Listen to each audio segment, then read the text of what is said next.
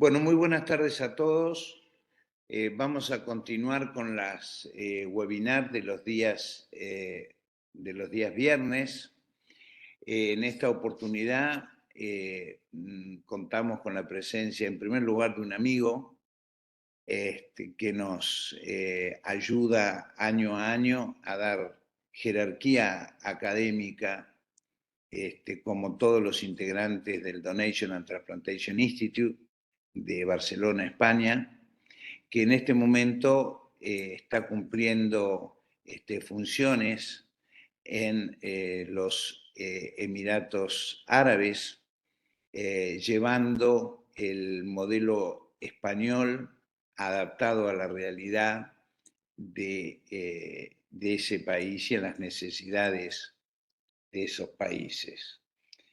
El doctor Reginaldo Boni es especialista en nefrología, es especialista senior en el proceso de donación de órganos y tejidos para trasplante, consultor senior del Donation and Transplantation Institute y de Barcelona, España, como dije recién, y actualmente se desempeña como consultor de los Emiratos Organ and Tissue Center de, como dije, los Emiratos Árabes. De más está decirte, Reginaldo, el agradecimiento que todos tenemos de poder molestarte a estas horas. ¿Qué hora es en los Emiratos Árabes? Son las 9 de la noche, pero es Bueno, temprano. es temprano, es temprano. Y quien nos va a hablar de los modelos organizativos y que vamos a poder tener la oportunidad de ver cómo en distintos países, con distintas realidades, cómo el sistema español adaptado puede dar resultados muy fructíferos en beneficio de tantos pacientes que se encuentran en lista de espera. Así que tienes tu clase. Vale, Reginaldo. muy buenas tardes. En primer lugar, le agradezco muchísimo, Clemente, Roberto, Gonzalo, por la posibilidad. Es un honor participar de estos eventos con vosotros. Lo segundo es que querría pedir a los participantes que me perdonen por mi castellano, porque a veces me faltan las palabras, sobre todo los verbos. Entonces, y les pido de verdad disculpas. Y hoy lo que voy a hacer es hablar un poco de modelos organizativos. Y agradezco mucho la introducción que has hecho de senior, senior, senior, senior. De verdad, cuando se habla mucho de senior, se habla de gente mayor. Entonces, más que nada, para deciros que yo de verdad soy un nefrólogo que trabajo hace muchos años con donación de órganos. Empecé mi vida en Brasil, he trabajado como coordinador de trasplantes en España por unos años, he desarrollado sistemas de máquinas de perfusión, después me fui a China y colaboré con otros países y ahora mismo estoy en Emiratos Árabes hace casi 2 años, ¿no? Desarrollando un sistema organizativo que es bastante distinto de los demás porque son situaciones muy distintas, ¿no? Entonces yo voy a compartir la clase, la discusión. De verdad, yo no quiero quedar mucho tiempo hablando. Lo que quiero es que vosotros participéis, ¿no? Participéis sobre todo porque es para vosotros esta discusión, ¿vale? Y de verdad yo aprendo mucho cuando discutimos, porque si no se queda un monólogo y monólogos no son buenos, ¿vale? Venga, vamos ahí. Entonces yo comparto la presentación, a ver si puede ver.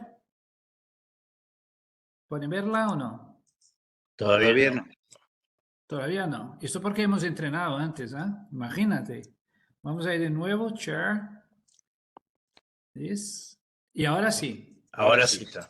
Muy bien, me alegro. Bueno, entonces vamos a hablar un poco de modelos organizativos, ¿no? O sea, vamos a intentar salir del mundo general para un poco más el mundo sanitario, ¿no? Y a ver si puedo pasar esto. Bueno, no hay ningún conflicto de interés. Yo trabajo por una fundación que se llama Donation and Transplantation Institute, que tiene sede en Barcelona, y yo estoy aquí ubicado por un proyecto de colaboración, ¿vale? Bueno, vamos ahí.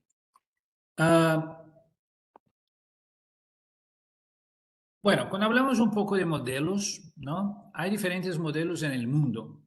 Y os digo un poco en términos más empresariales, ¿no? Entonces, por ejemplo, el modelo piramidal, que tiene una estructura donde se estudian mucho los procesos, por otro lado, se piensa mucho en la organización, en la formación, para llegar a un resultado más común, ¿no? Hay modelos, por ejemplo, que son más funcionales, ¿no? Donde se intenta obtener resultados utilizando, por ejemplo, un modelo más integrado o un modelo en red, ¿no? Y esta gráfica que está en morado enseña muy bien esto, ¿no? O sea, hay modelos que son muy estrictos, que son poco flexibles o inflexibles y que no permiten que nosotros nos adaptemos y construyamos cosas a partir de la realidad donde estamos, ¿no?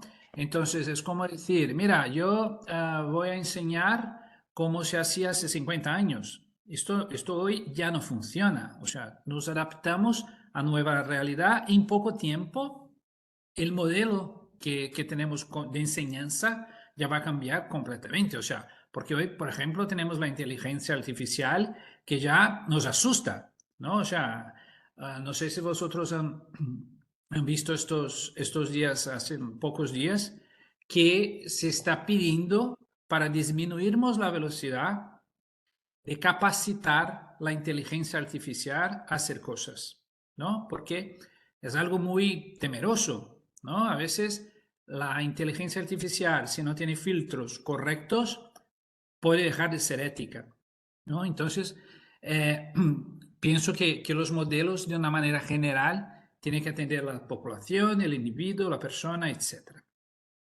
Un modelo más matricial es donde tenemos un gerente y este gerente determina todas las cosas que tenemos que hacer, ¿vale?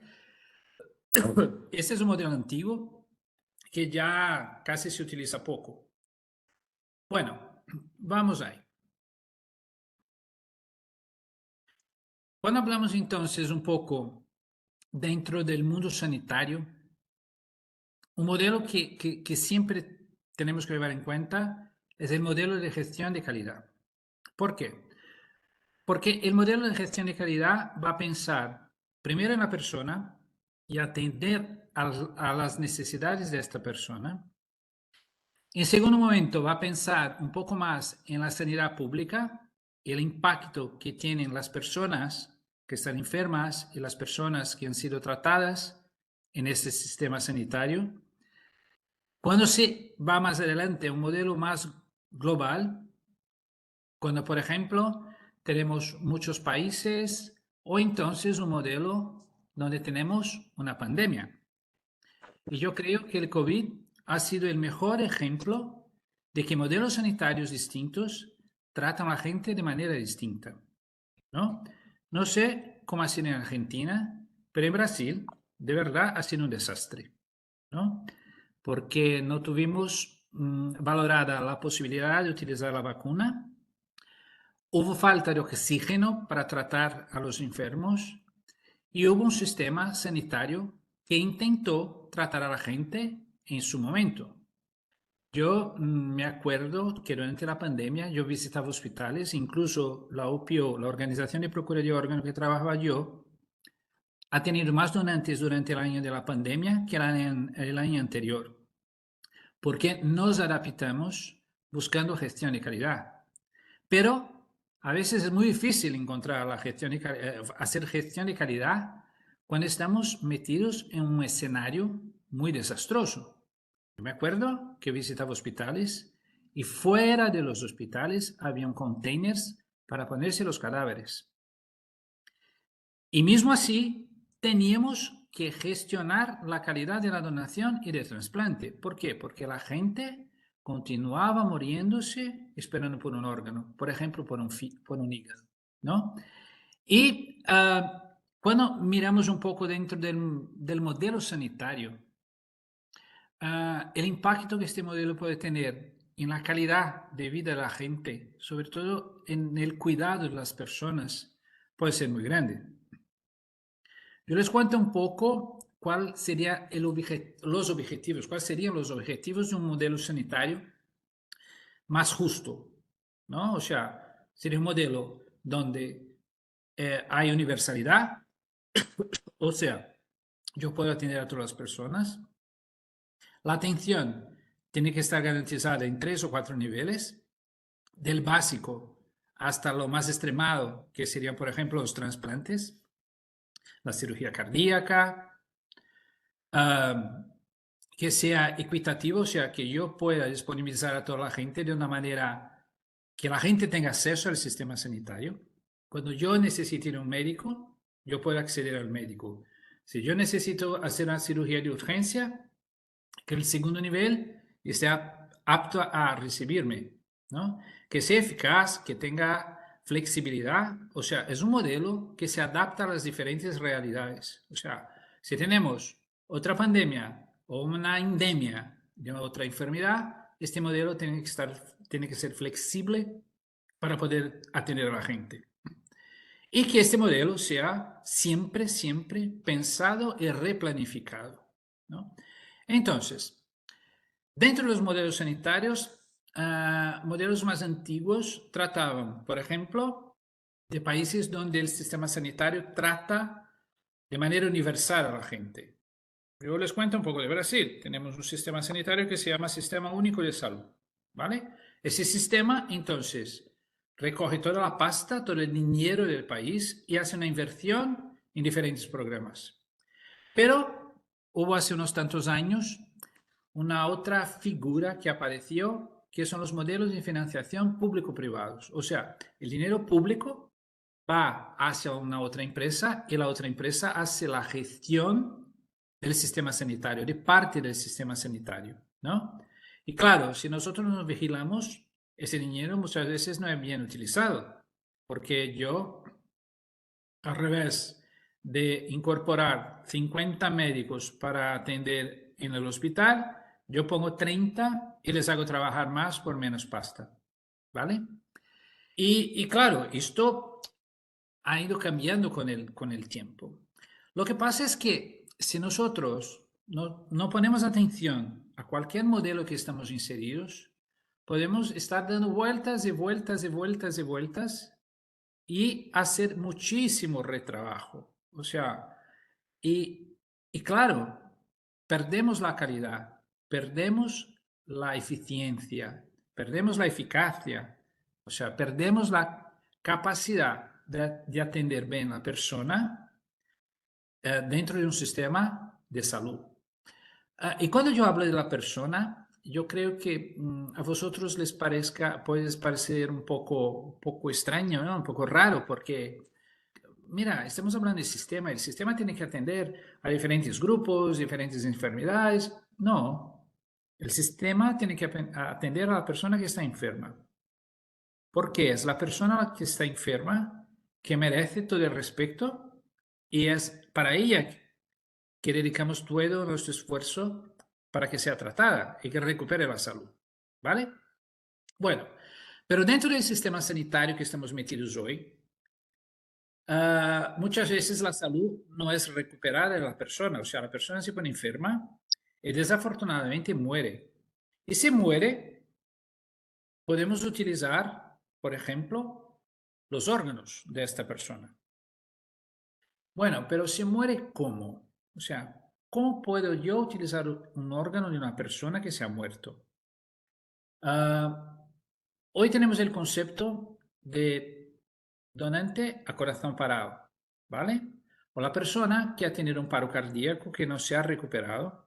Y de esta persona, por ejemplo, se monta un sistema de perfusión de órganos y se utiliza los órganos.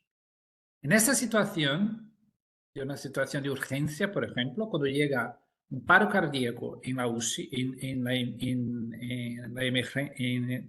en urgencias, y no se puede remontar, se hace ese sistema. pero es una cosa muy complicada, porque tenemos que involucrar mucha gente, ¿no? Gente que viene de la ambulancia, gente que está en urgencias, los cirujanos, los trasplantadores, máquinas de perfusión, ECMOs, etcétera, etcétera.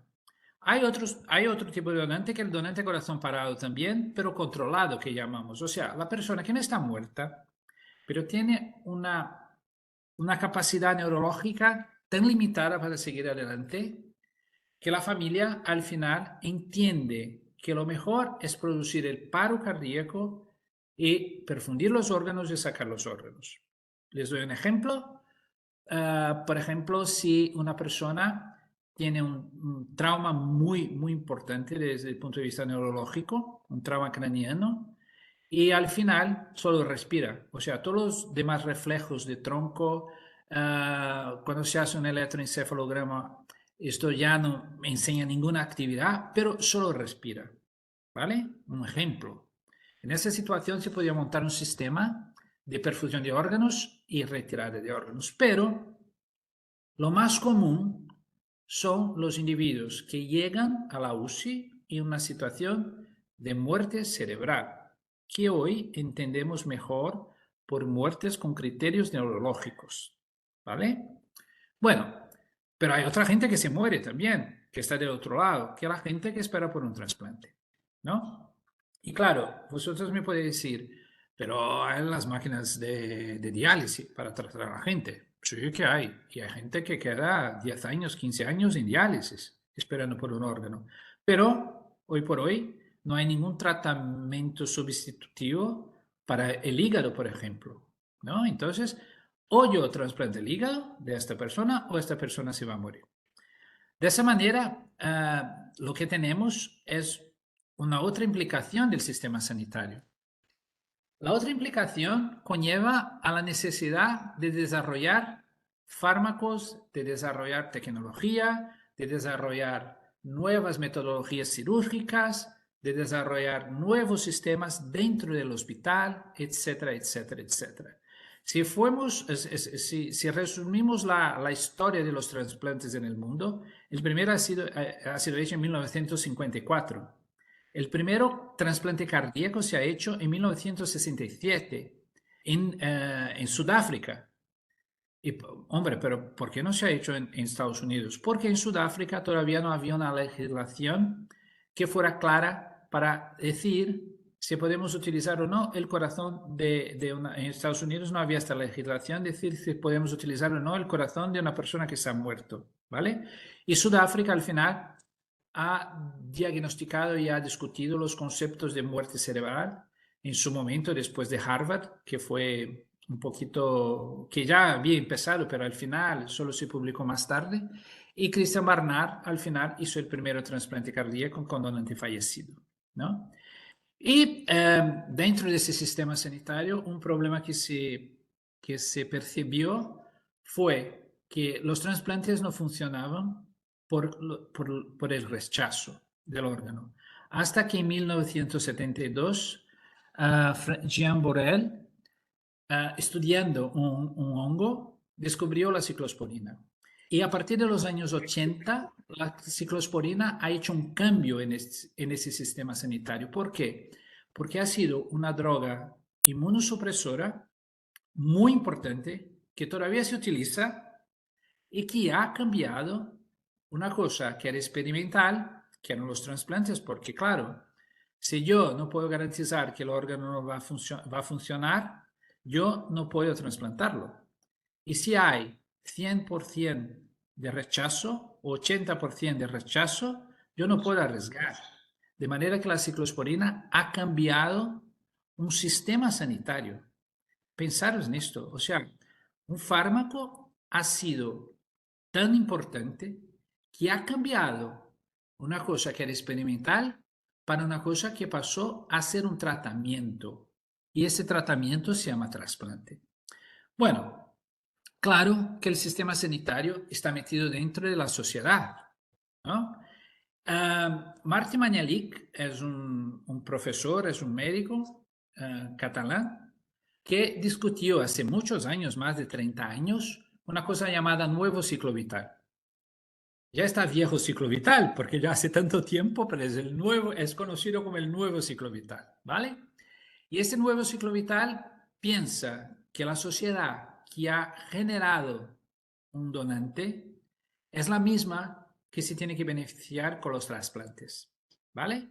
De manera que hay steps, hay etapas muy claras que son la donación, el consentimiento de las familias, claro que precedido por el diagnóstico de la muerte cerebral, después la retirada de los órganos, claro, bajo el concepto de distribución, de alocación ética y médicamente arreglada de los órganos que han sido obtenidos para el trasplante y finalmente los trasplantes y el seguimiento de los trasplantes. Entonces, dentro de ese modelo sanitario tenemos un otro modelo, ¿vale? Y este otro modelo tiene que estar garantizado por muchas cosas, ¿no? Lo primero es que este modelo, o sea, generar un donante no es algo fácil, ¿no? ¿Por qué? Porque el donante está dentro del hospital. En general, para decir que 95% de las veces dentro de la UCI, hay unos tantos donantes de urgencias también, sobre todo en países donde no están tan desarrollados los sistemas sanitarios que atenden de manera correcta a los pacientes. O sea, el modelo sanitario que no tiene plazas de UCI para toda la gente, ¿no? Un primer modelo ha sido un modelo americano, ¿no? Este modelo americano pensó en su momento que, y todavía esto funciona hasta hoy, que un hospital tenía sus equipos de trasplante y habría una organización de procura de órganos o de búsqueda de donantes fuera de los hospitales. Y habrían también organizaciones regionales y una nacional para controlar toda actividad de donación y trasplante. Ese es un modelo muy americano, ¿vale? Que no conlleva una persona que trabaja con donación a vivir todos los días dentro del hospital. Sin embargo, cuando consideramos un poco más el modelo español, lo que tenemos son coordinadores dentro de los hospitales y equipos de trasplante dentro de los hospitales. Esto también es muy importante. ¿Por qué? Porque cambia el concepto de que la donación de órganos dentro de cualquier modelo sanitario es algo que trae beneficio a las personas, está dentro del modelo de salud. O sea, yo no cuido de un muerto pensando que él no va a ser válido para el trasplante. Porque cuando hablamos de modelo de donación y trasplante, lo que pasa es que la gente piensa mucho en el trasplante, ¿no? O sea, oh no, porque es un acto fantástico, sí, que salva vidas, perfecto, vamos a trasplantar un órgano, perfecto, pero ¿dónde están los donantes? ¿Dónde están los órganos? O sea, tenemos que pensar de manera muy estratégica que para tener un órgano, para tener un trasplante necesitamos de un órgano y los órganos no crecen árboles. O sea, tenemos que buscar donantes. Y los donantes están dentro de las UCIs y dentro del sistema y dentro de las urgencias, por ejemplo.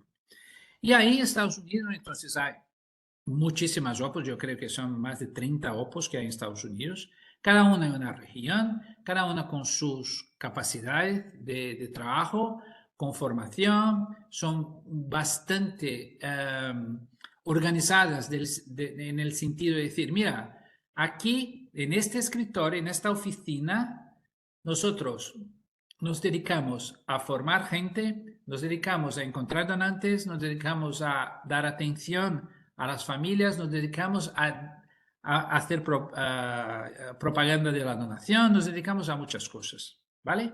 Para generar un número bastante alto de donantes, que está alrededor de 25-30 donantes por millón de población.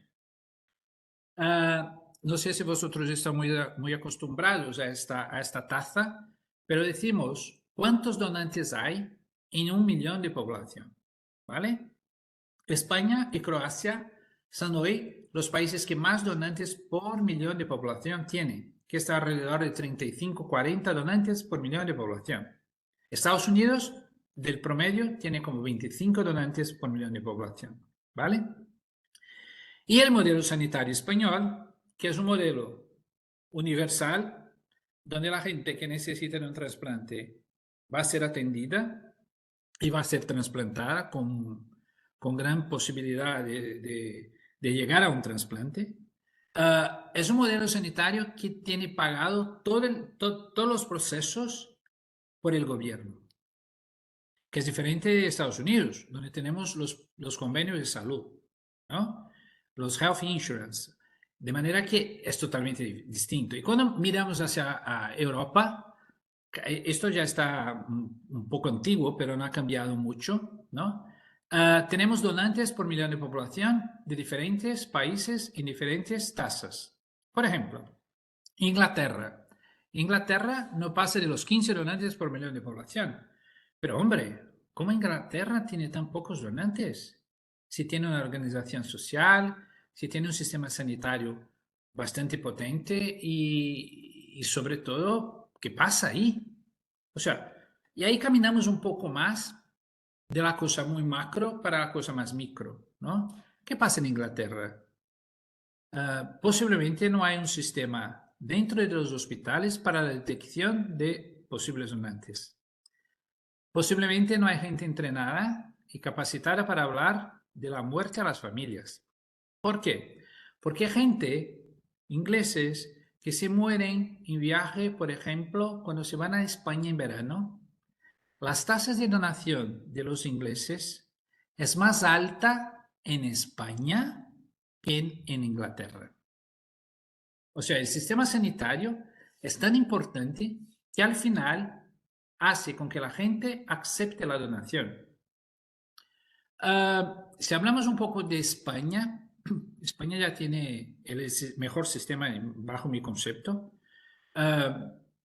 Si hablamos un poco de España y preguntamos, mira, ¿cuántas campañas han hecho en España para promocionar la donación de órganos? Yo, los 3 años que trabajé ahí, no vi ninguna. O sea, porque están entrenando los médicos, están entrenando a la gente que va a hablar con la familia en situaciones de urgencia. Porque es muy distinto si yo les preguntara ahora, ¿sois donante? Ah, sí, somos donantes, sí, sí, sí. Pero en una situación de urgencia, cuando se muere tu madre, cuando se muere tu hermano, tu hijo, y yo te pregunto, ¿tú eres donante? Ah, sí, sí, sí. Cambia la situación, cambia el escenario, porque estamos en una situación de crisis. Y ahí a veces no somos de verdad y no somos obligados, ¿no? No somos obligados a ser donantes, pero tenemos el derecho de promocionar la donación, tenemos el derecho de aceptar la donación y tenemos el deber de ofrecer la posibilidad de donación cuando tenemos una familia cuya persona se está muerta en una situación de muerte encefálica. No, entonces, los sistemas sanitarios tienen un impacto muy grande en los resultados de nuestro trabajo.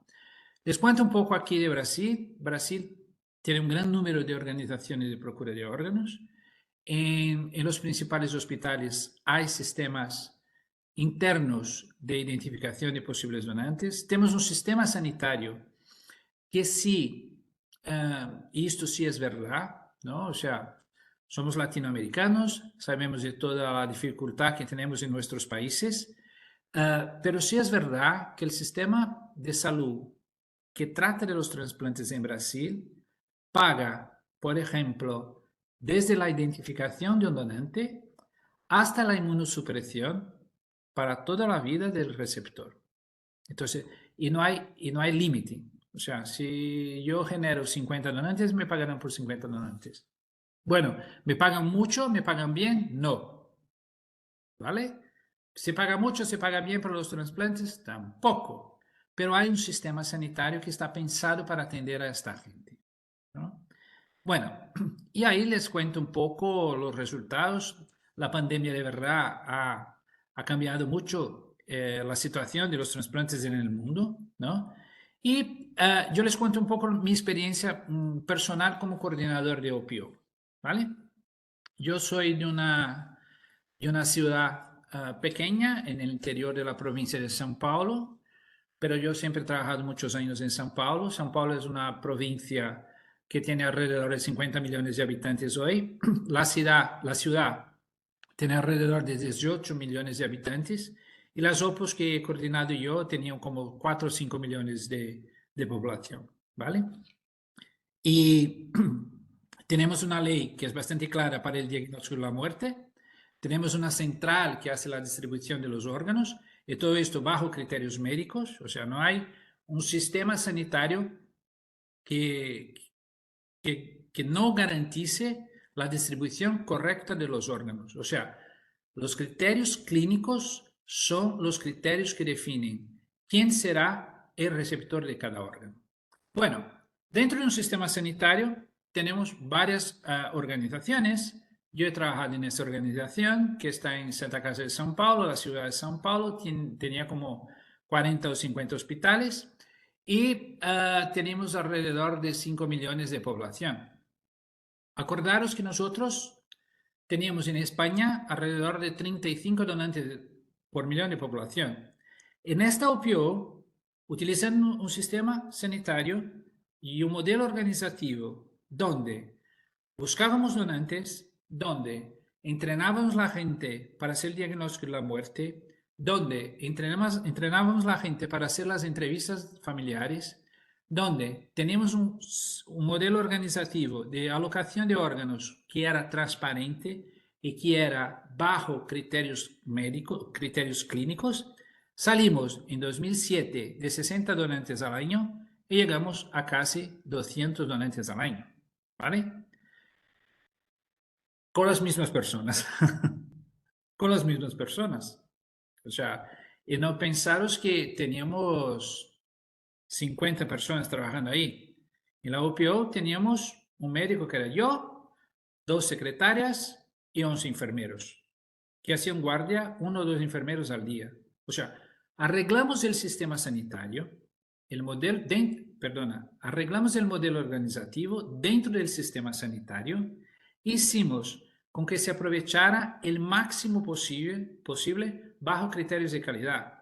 Porque un gran problema del proceso de donación está en que nosotros somos incapaces de garantizar que todos los posibles donantes sean informados a una oficina. Entonces, lo que hacemos nosotros era buscar los donantes en los hospitales, en las UCIs. Por ejemplo, cuando empezamos en 2007, teníamos alrededor de 120 referrals, 120 llamadas. En 2010 tuvimos casi 500 llamadas. O sea, ¿por qué? ¿Esto ha sido espontáneo? No, hemos buscado antes. Y yo creo que este mensaje es muy importante porque cuando yo pregunto, ¿quién está interesado en la donación de órganos? ¿Quién está? El intensivista está interesado, el anestesiólogo está interesado, el médico de urgencias está interesado, la enfermera de urgencias está interesada. ¿Quién está interesado? Somos nosotros dedicados a la donación y las personas que están en lista de espera que están interesados en la donación. O sea, yo no puedo querer que el médico de la UCI haga cargo de toda la actividad de donación, además del trabajo que tiene él. ¿Vale? Yo le tengo que ayudar. Sin embargo, yo tengo que hacer el médico de la UCI también entender que la donación de órganos es parte de su actividad laboral, es parte de la actividad sanitaria. Yo tengo que atender a esta persona que muerta puede generar órganos para un sistema sanitario que garantice el trasplante de órganos. Bueno, ese es el resultado de una. La siguiente OPO que he trabajado yo, vamos a ver si está por aquí. Sí, la ciudad pequeñita que se llama Botucatu. Yo cuando llegué ahí habían como 5 o 6 donantes al año y habían como 8 enfermeros trabajando y un médico y 2 oficinistas. Y yo pregunté, mira, ¿pero qué pasa aquí? ¿No? ¿Por qué no hay donantes? No, porque todo es muy complicado, porque las familias están en contra, porque los médicos no hacen diagnóstico, o sea, un listado de quejas. Yo digo, Dios mío, pero ¿cómo vamos a solventar tantas quejas? Lo primero fue repetir lo mismo del anterior. Vamos a visitar hospitales, vamos a crear un buen rollo con esta gente, vamos a explicar lo que hacemos, porque hay gente que no sabe nada de donación y es normal. Como yo no sé nada de ginecología, y es normal.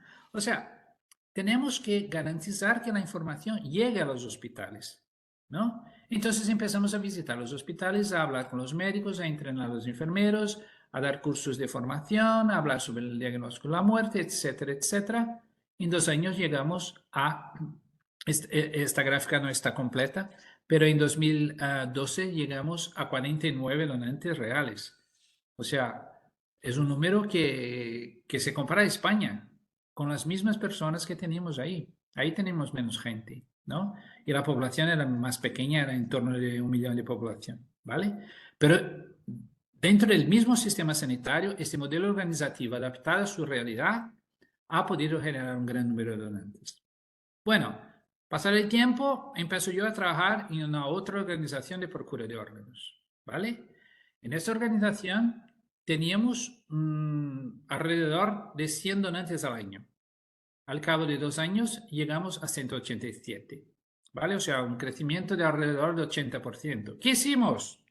Hombre, hemos descubierto la rueda. No, fuimos a visitar hospitales, fuimos a garantizar que la información llegara a los médicos, discutimos un modelo dentro del hospital que garantizaba, incluso durante el periodo de la pandemia, que está en 2020, durante el periodo de la pandemia, que a todos los posibles donantes hiciéramos la PCR para el COVID. Bueno, pero no sé si la familia hace... Es igual. Vamos a hacer la PCR para todos los posibles donantes. Hemos encontrado unos tantos con PCR positiva, hemos dejado, seguimos con los demás. Y al final de año tuvimos 187 donantes. Bueno, y ahora, ¿no? ¿Qué pasó? Pasó que la pandemia está muchísimo más controlada, pero todavía, una vez u otra, tenemos casos de COVID, ¿no? Y tenemos casos de COVID con gente que se ha muerto, con AVC, por ejemplo, o con un trauma craneal. Esta gente hoy, es increíble, pero esta gente hoy puede ser donante. Si encontramos una PCR positiva para COVID incidental, o sea, la persona no tiene ningún signo de enfermedad por el COVID, se ha ingresado por un AVC, tomamos una muestra y salió un COVID positivo. No tiene ningún signo de enfermedad. Esta persona puede ser donante de riñones y de hígado, ¿vale? De manera que dentro del sistema sanitario tenemos que adaptar a los diferentes modelos organizativos. Y yo de verdad no tengo la varina mágica para decir, mira, este es mejor para este sitio, este es peor para el otro, ¿no? Lo que sé yo es decir, que tenemos que garantizar no solo la calidad, pero tenemos que garantizar la ética del proceso. O sea, hubo hace unos tantos años la Declaración de Estambul, donde muchos países en el mundo se han comprometido, se han apalabrado de garantizar que los órganos no sean vendidos, que no se haga tráfico humano, que se garantice criterios médicos y clínicos para la distribución de órganos, que no se pague por los órganos de manera a evitar el tráfico y el comercio de órganos. Y esto es una cosa muy importante. Bueno, hoy estoy en Emiratos. ¿Qué ha pasado en Emiratos? Hemos llegado aquí en 2021, ¿sí? En 2021, donde está la flechita ahí. Y aquí había 9 donantes de órganos al año, en una población de 10 millones de habitantes. Este es un país bastante rico, bastante organizado, que tiene hospitales muy buenos, que tiene muchísimos profesionales de salud, pero el modelo organizativo todavía no está arreglado. Entonces, ¿qué hemos hecho nosotros aquí?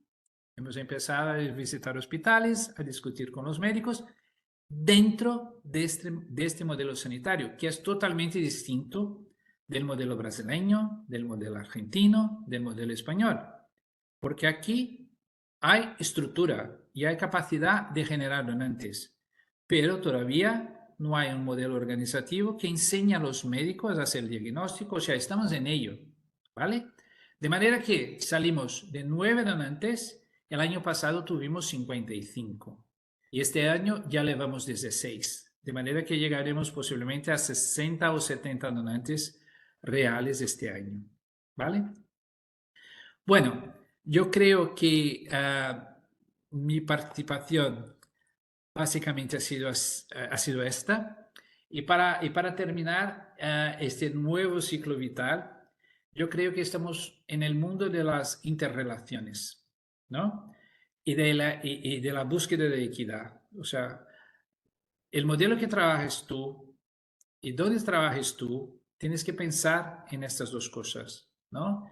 Que las interrelaciones deben ser siempre positivas, debemos construir puentes y no paredes, no muros, y que el sistema, sea cual sea, se garantice la equidad, ¿no? O sea, si yo necesito de un trasplante, que yo pueda acceder al trasplante. Porque a veces hay sistemas que tienen garantizado el hecho de hacer el trasplante, pero no garantiza que el paciente llegue a inscribirse para un trasplante, ¿no? Entonces, yo creo que ese es un reto que tenemos que tener dentro del mundo de la donación y del trasplante. O sea, garantizar que dentro del sistema sanitario diferentes modelos organizativos se adapten a necesidad de la persona, ¿vale? Y sobre todo de la persona que está enferma. Bueno, les dejo aquí mi email, ¿vale? Si queréis me podéis escribir cuando queráis, sin ningún problema. Y me gustaría ahora aprovechar la posibilidad para oírlos, porque yo ya he hablado mucho. Pues muchas gracias. Y si queréis abrir la cámara, estaría bien. Hombre, venga. ¿Han podido entender o no? ¿Más o menos? Sí, muy claro tú. Los agradecidos somos nosotros porque ha sido muy claro cómo has planteado la situación del modelo organizativo adaptado a la realidad de la organización sanitaria de cada uno de los países. Indudablemente, cuando has hablado de España, o has hablado mismo de San Pablo, en Brasil, y de la otra OPO que has ido, son dos modelos distintos en busca de un mismo objetivo. Y has adaptado, porque en Brasil no has hecho el modelo español, ¿no es cierto? Sí lo has hecho en Brasil y, y conociendo un poco a la Organización Sanitaria de San Pablo,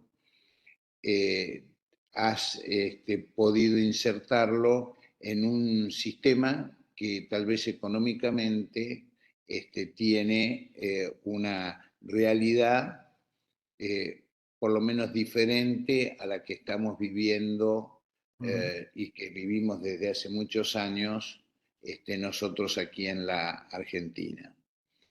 Entonces, creo que el desafío es mucho más importante cuando uno tiene que desarrollar estos tipos de sistemas en un país en crisis, en donde el sistema sanitario no escapa a esa realidad, que cuando ingresas en un país como el donde lo estás desarrollando en este momento, donde económicamente la realidad es totalmente Distinta. distinta.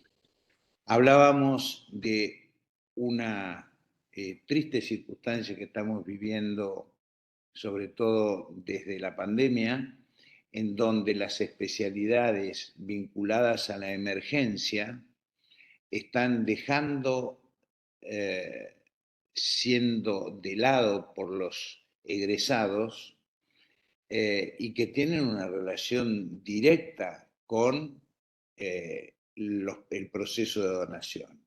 Y de esto estoy hablando de las especialidades de terapia intensiva, las especialidades de cardiología con sus unidades coronarias, las mismas cirugías, la pediatría, la neonatología, en donde todos quienes están aquí conocen perfectamente, hoy te puse el ejemplo, de que no se han cubierto, pero no uno o dos, menos del 40% de los cupos que había en pediatría, ¿no es cierto?, en uno de los principales hospitales de nuestro país.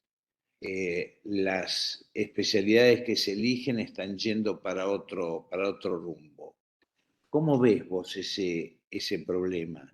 Porque esto es directamente vinculado a la realidad económica que vive el país en general y la población médica en particular. Bueno, yo te cuento que yo he vivido muchos años en Brasil, o sea, toda mi vida he vivido ahí prácticamente, ¿no? Y yo me acuerdo que cuando tenía, no sé, 15 o 18 años, mi padre guardaba el dinero y tenía un montón así de dinero, ¿vale? Pero este montón de dinero daba para comprar un pan, leche, porque era una cosa tan increíble la inflación, pero tan increíble que teníamos una cosa que se llamaba despensa en casa. O sea, tú comprabas comida y guardaba, ¿no? Bueno, te cuento que la situación durante muchísimos años fue así, ¿no? Y nosotros nos adaptábamos de la manera que podíamos. Hoy por hoy, yo creo que Brasil está un poco mejor. Olvidemos los 4 últimos años, que ha sido un desastre, ¿vale? Yo creo que ahora está mejor, pero todavía tenemos muchos problemas económicos. Y no solo problemas económicos, tenemos problemas de corrupción, que es, yo creo que sea una cosa que es como una arteria que pasa por toda Latinoamérica, ¿no? Que va irrigando, no sé qué pasa, pero es increíble la cantidad de corrupción que vemos noticiada todos los días. Yo creo que la gente tiene que pensar que la actividad médica es algo muy, muy importante para la vida de mucha gente, incluso para quien se hace de médico. O sea, si pensamos que en el futuro necesitaremos de un oftalmólogo o necesitaremos de un médico de urgencias, lo necesitaremos. Entonces, yo no veo esto como un problema individual. Esto es un problema colectivo.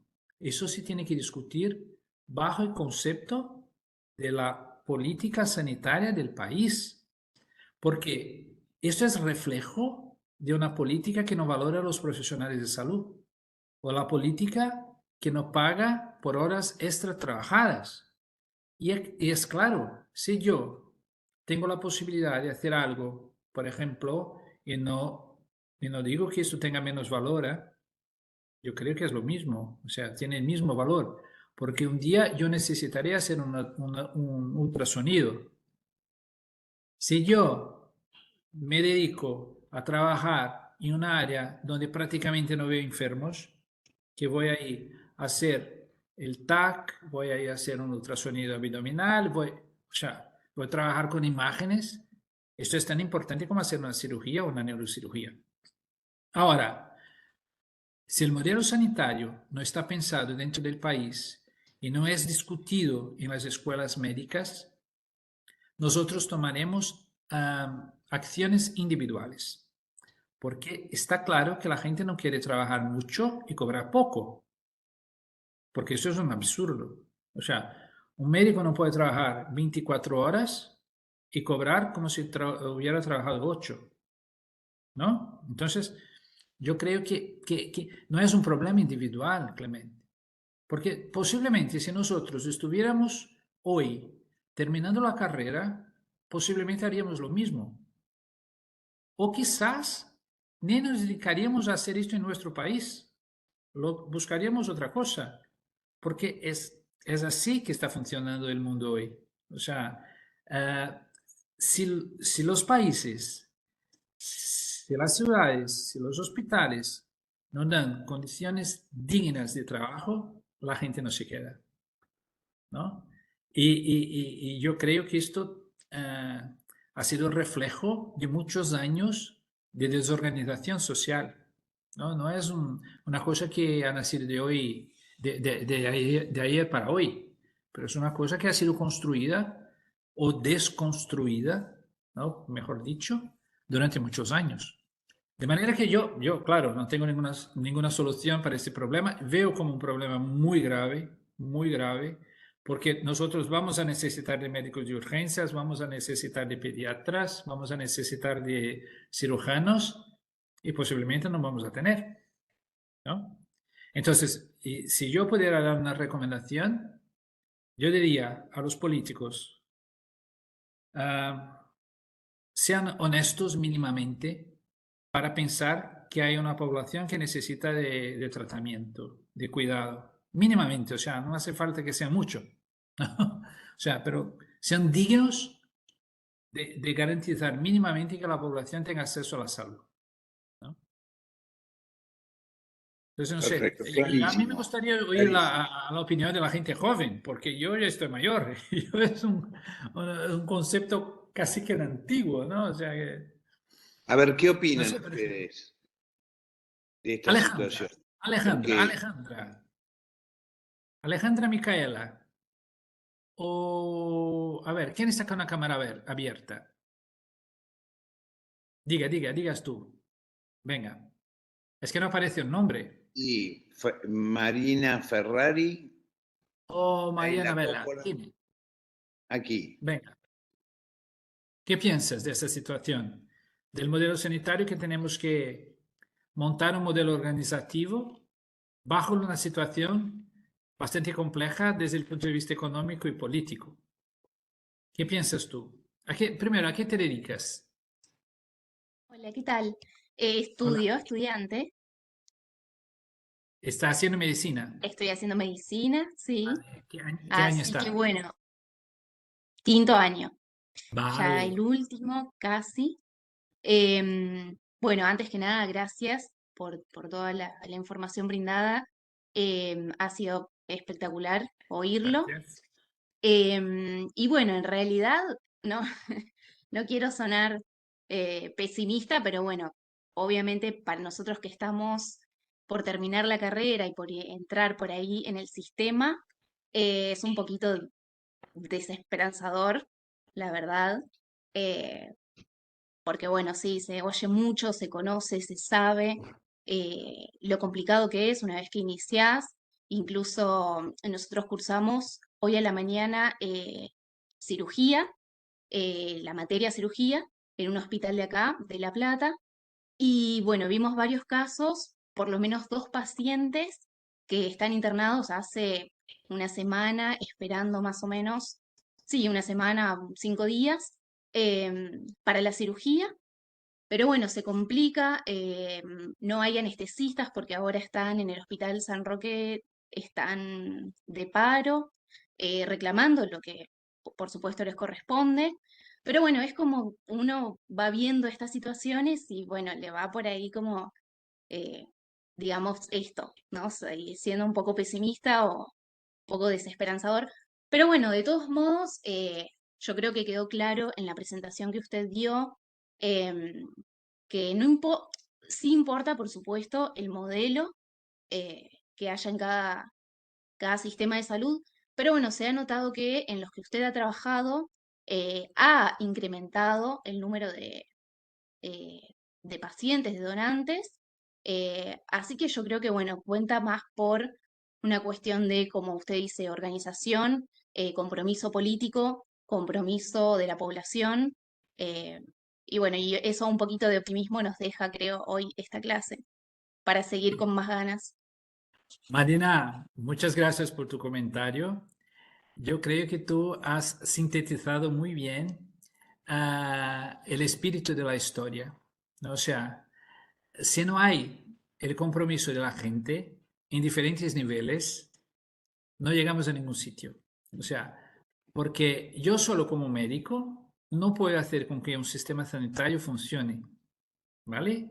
Yo necesito del director del hospital que esté involucrado y que esté de acuerdo y que esté motivado y que va a pagar por los trasplantes, ¿vale? dentro de un sistema sanitario. Ahora, lo bueno es que tú eres muy joven y tienes la capacidad de cambiar muchas cosas.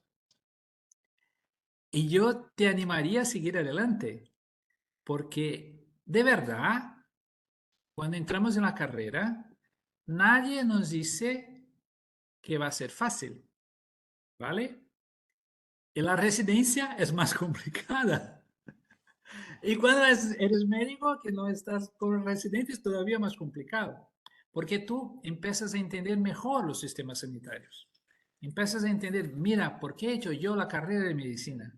Pero tampoco la dejas, ¿eh? Porque, o sea, yo entiendo la preocupación, ¿sabes? La desesperanza, pero esto puede ser una fase, puede tardar muchos años, pero tú eres muy joven. O sea, tenemos que siempre, siempre acreditar, o sea, cada día es un día que podemos hacer algo mejor y aprender con la dificultad que, tenemos, que hemos tenido antes. Y, no, y créame, en Brasil tampoco es fácil, no es nada fácil, ¿no? Y yo estoy aquí hoy por una consecuencia, yo creo que del destino, porque yo me he dedicado tantos años a hacer lo mismo que ya han pensado, mira, llama a Reggie, porque Reggie va a repetir lo que ha hecho en otro sitio y a ver si no, se va bien aquí. Y por suerte está yendo bien, ¿no? Por suerte, no por mucho trabajo, está yendo bien. Pero nosotros tenemos que dedicar la vida a esto. O sea, si tú, yo siempre digo que yo no soy médico, yo estoy médico. No, yo estoy médico. Y cuando ya no sea capaz de hacer bien lo que hago, sea porque estoy tan quemado que ya no me mola más, o porque ya no tenga capacidad física, o sea, yo dejo. Pero en cuanto esté médico, yo lo haré lo mejor que pueda dentro del universo que estoy metido yo, ¿no?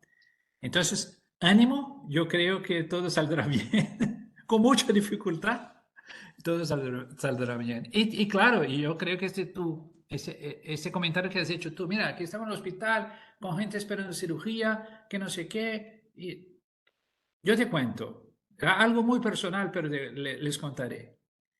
Yo completé este año 25 años trabajando con donación, ¿vale?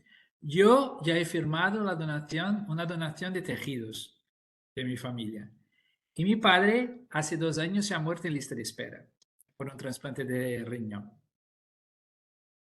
Entonces, cuando esto pasó, si yo no me sintiera médico todos los días y no estuviera médico todos los días, yo no volvería a trabajar con lo mismo. Porque yo podría pensar, mira, este sistema es tan injusto que no ha sido capaz de trasplantar a mi padre. Y yo incluso he intentado ser donante vivo, pero como mi padre es hipertenso, mi madre hipertensa, yo ya viejo, me he dicho, Reggie, por Dios, no lo hagas porque no lo haremos.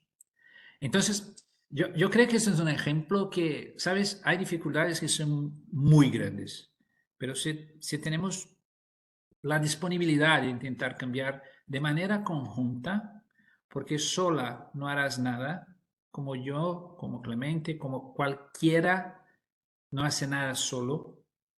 Hay tanta gente que dice, no, porque yo, no, no. Si no tienes un team, si no tienes gente involucrada, no hay modelo organizativo que va a sobrevivir, ¿no? Entonces, yo creo que adelante, adelante. Sois muy jóvenes, por Dios, ¿vale? ¿Y qué más está con la cámara abierta? Venga, no sé cuántos minutos tenemos más, pero me gustaría oír a la gente. A ver, ¿quién más quiere opinar o aportar? Buenas, disculpe que parece que tengo interferencia para activar el video. Yo soy enfermera especialista de trasplante, ya tengo casi 40 años porque nos iniciamos muy jóvenes. Soy de Perú y bueno, llevo en el área de trasplante, como le digo, ya voy a cumplir 40. Y lo que aparte soy docente de la especialidad de nefro. Y lo que nosotros tratamos de impulsar justamente para lo que es la donación, porque justo Perú es la cola prácticamente, nuestro es 2,4, ¿no? Por millón de habitantes. Estamos impulsando de lo que es en pregrado, en lo que es, visitamos lo que es los municipios, las municipalidades, los colegios, de tal forma para incentivar, porque nuestro gran problema es la desinformación. O sea, tenemos que tratar de informar, de hacer campañas de difusión, ese es el objetivo que hemos planteado, y de esa forma, bueno, pues de granito en granito estamos consiguiendo incrementar siquiera un poco la cantidad de donantes. Tenemos una organización que se llama la DICTOC, en la cual pues está abocada junto con lo que es parte de las escuelas, las universidades, y también estamos trabajando con las sociedades y asociaciones, ¿no? Para poder llegar, porque hay una desinformación terrible, justamente lo que comentaba el doctor Reginaldo, ¿no? De que muchas veces antes, o sea, yo pertenezco a una institución que es salud, ¿no? Y en la cual pues se trataba de conseguir los procuradores la donación de los pacientes en forma de que se les compensaba a aquellos que no eran asegurados brindándole los servicios de sepelio, ¿no? Esto era una forma de compensación para obtener, pero lamentablemente pues esta parte no continuó y se malinformó, ¿no? O sea, a veces pasa este problema.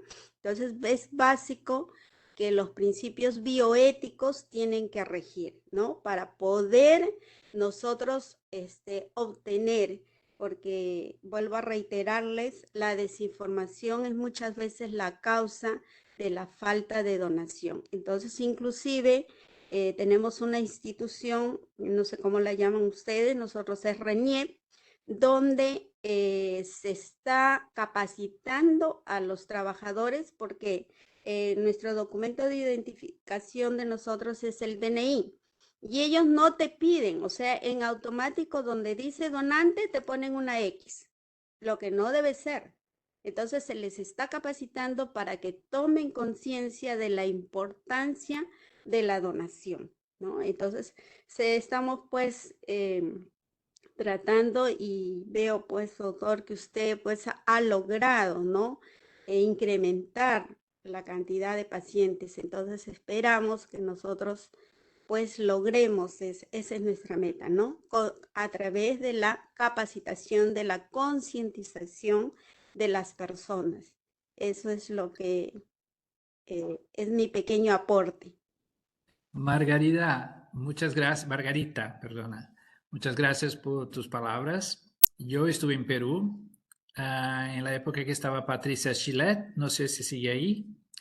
Sí, Y doctor, sigue lo que es el área de procura, ¿no? Nosotros en sí, Nefro pues estamos sectorizados, ¿no? Donación, lo que es el departamento de procura, lo que es tratamientos de terapia de rescate, en fin, nos tenemos sectorizados, pero todos en conjunto hacemos.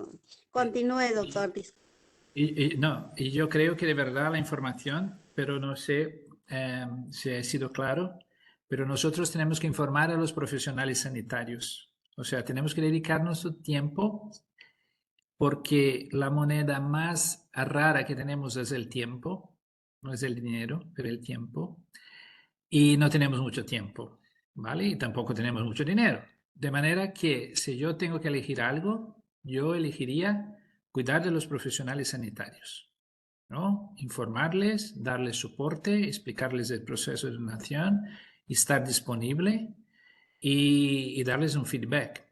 O sea, cada vez que hay un donante, tenemos que dar un feedback al profesional de salud que nos ha ayudado. O sea, la buena relación, yo creo que es lo mejor que podemos tener en cualquier nivel organizativo. Si no tenemos buenas relaciones, y no digo decir, y no quiero decir que, mira, tengo que tener una buena relación porque este tío me va a ayudar. No, no. Yo tengo una buena relación porque dentro del sistema sanitario yo tengo que ayudar a este tío me tiene que ayudar porque así juntos vamos a obtener mejor resultado, ¿no? Entonces yo creo que la formación, la capacitación dentro de los hospitales, yo hago esto todos los días, no hace falta hacer un evento o, ¿sabes? Tener un hotel, llamar no sé cuánta gente. Yo me voy a la UCI y hablo con el médico. Y le pregunto, mira, ¿tú sabes del diagnóstico de la muerte cómo está hoy?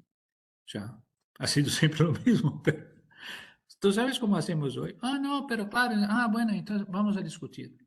Dame tu teléfono. Ah, vale, mira, si pasa algo yo te llamo. Vale, no sé qué. Y así seguimos. O sea, si creamos una red de ayuda clara y comprometida con la realidad que vivimos nosotros, nos podemos ayudar. Dentro de un escenario que a veces es muy duro, muy duro, muy duro, ¿no? De manera que yo creo que la colaboración entre las personas es lo mejor. O sea, y no es fácil también, ¿eh? Porque hay gente que no quiere colaborar, no pasa nada. No quieres colaborar, no pasa nada. Encontraré otra persona que me pueda ayudar. Porque yo podré ayudarla cuando me pida algo, ¿no? Y seguimos así. Pero muchas gracias, recuerdo a la gente de Perú, ¿vale? Bueno, ¿qué más? No sé cuántos minutos más tenemos, Clement. Clemente, está muteado. Valentina. Lo que dispongas tú. Yo paso toda la noche aquí, pobres. Roberto. Roberto. Hola, bueno, Margarita, gracias por participar desde Perú. Yo no sé si Carmen Berrio sigue trabajando allí. Si es así, un saludo grande desde acá. Muy interesante cómo ha progresado desde la conferencia, desde la charla tan amena y tan nutritiva como siempre de Reginaldo, y de fácil absorción por ustedes. Yo tengo la misma inquietud que Reginaldo. A mí me apasiona o me desespera el tratar de saber cómo piensan, qué piensan ante todos estos cambios tan rápidos. Ustedes, los jóvenes, a ver, yo tengo hijos y nietos de la edad de ustedes, entonces, y siempre el diálogo con ellos a veces me cuesta un poco, porque claro, uno se tiene que adaptar a los cambios y a las nuevas prioridades, modalidades, ideas, etcétera, etcétera. Entonces, en un tema tan sensible como ustedes vieron que Reginaldo demostró, ¿se acuerdan de la clase anterior que yo había dado un ejemplo de una provincia nuestra y habían visto que en Argentina hay 10 provincias de las 24, casi la mitad, que está con números casi, digamos, muy buenos en cuanto a donación por millón? O sea, estamos hablando de arriba de 27, 28 donantes por millón. Pero la otra mitad está en números de 1,5, 4,2, 2,7. Entonces ahí hay otro elemento a tener en cuenta que bien manifestó Reginaldo, que es la idoneidad, la preparación, el saber hacer. Depende también mucho, entonces, del gobierno de esa provincia, del presupuesto que destina a salud esa provincia y del personal sanitario o quienes rigen el Ministerio de Salud de esa provincia, si hay prioridad o no hay prioridad en torno a al proceso de donación y trasplante. Entonces es un mosaico bastante en el medio este tema. Reginaldo, España y realmente hoy en Europa hay conflictos muy severos respecto de la paga médica y respecto de la consideración al personal sanitario, todo. Las políticas, cuanto más liberales desde el punto de vista de interpretar que la vida es un negocio que debe ser rentable, cualquier cosa, si usted respira, tiene que dar alguna rentabilidad porque si no, no sirve.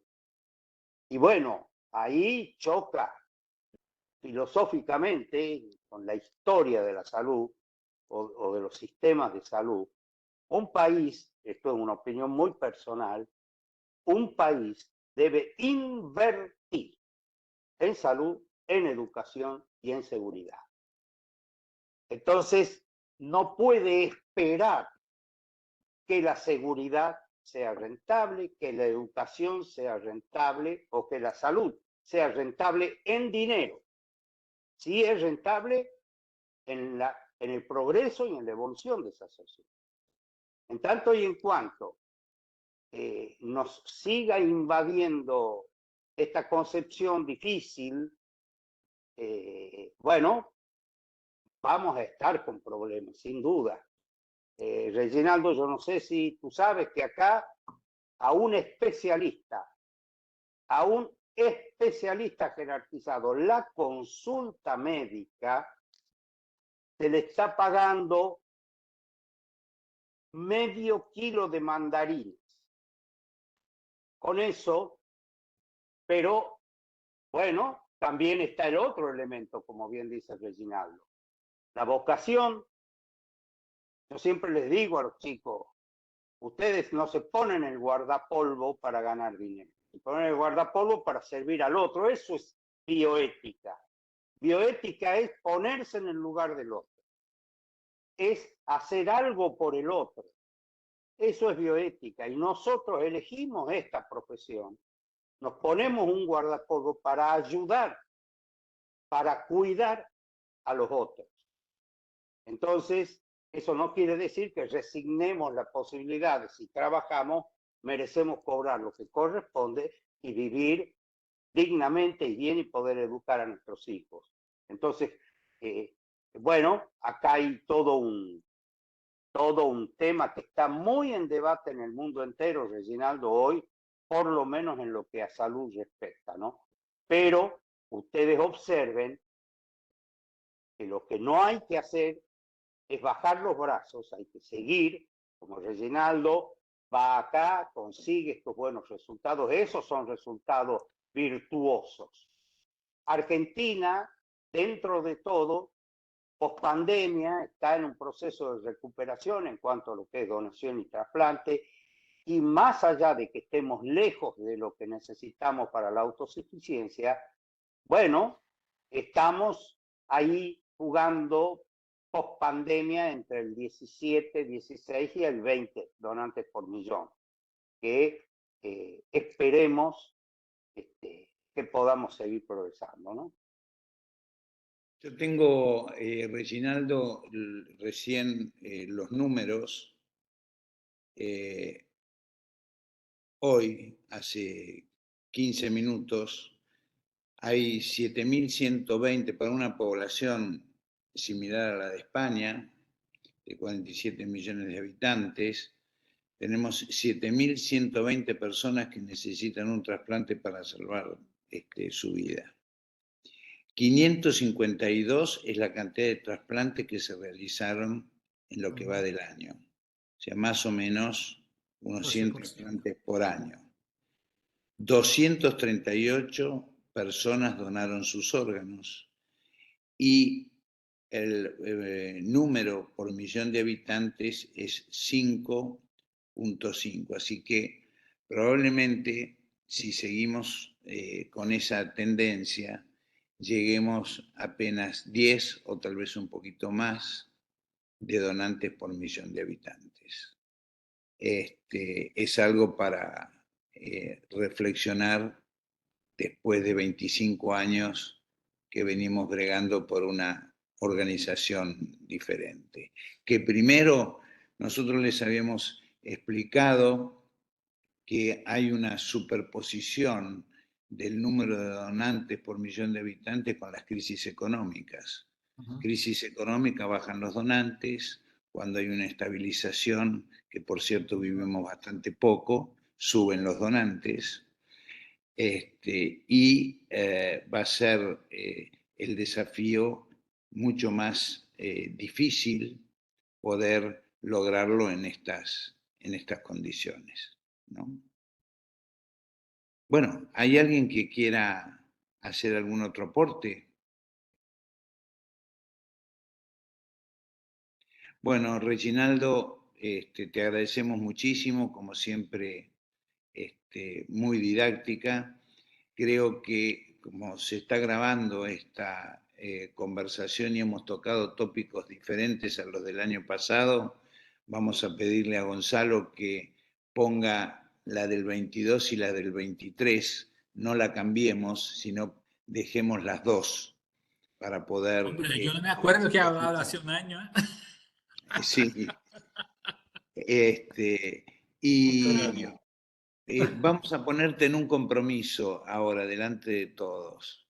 El doctor José Luis Escalante me escribió anoche que le surgió que es la próxima webinar del día viernes, que le será imposible estar con nosotros, sin ningún compromiso. ¿Será posible que puedas estar una horita el viernes que viene? A ver, un momento, ¿qué día es viernes? El viernes, a ver, el lunes es 5 de mayo. Mira, yo estaré en Egipto. En Egipto, bueno. Lo siento de Muy verdad, bien. porque hay un curso ahí y será 4 y 5. De manera Perfecto. que yo no... Pero es que, a ver, es que de verdad, no. Yo posiblemente estaré llegando a Dubái durante la tarde-noche. Yo estaré en el vuelo. Bueno, Yo perfecto. no tengo cómo conectarme. Pero si hay Perfecto. otra fecha, No, y la fecha, la otra que ya estaba Programada. programada. Veremos a ver cómo podemos lograr, ¿no es cierto?, poder intercambiar con algún vale, otro docente para el día viernes. De todas maneras, muchísimas gracias. vale. Yo que agradezco, deseo que vosotros tengáis muchísima suerte, muchísima calma. Hay un dicho que dice que hay cosas que no podemos cambiar. Entonces, pero hay cosas que podemos cambiar. Entonces, lo mejor es tener inteligencia para saber lo que podemos y lo que no podemos cambiar, ¿vale? Y seguir adelante, porque es mejor, el mejor camino es seguir adelante, ¿vale? Sin duda, sin Muchas duda. gracias, Clemente, No, Roberto, muchísimas gracias a vos. Gonzalo, a vosotros y nos conectamos en otro día también, ¿vale? Perfecto, perfecto. Rinaldo, Perfecto. Un abrazote. abrazo grande. Chao a Gracias. todos. Chao, chao, Chao, chao. Que os chicos. vaya muy bien. Chao a todos.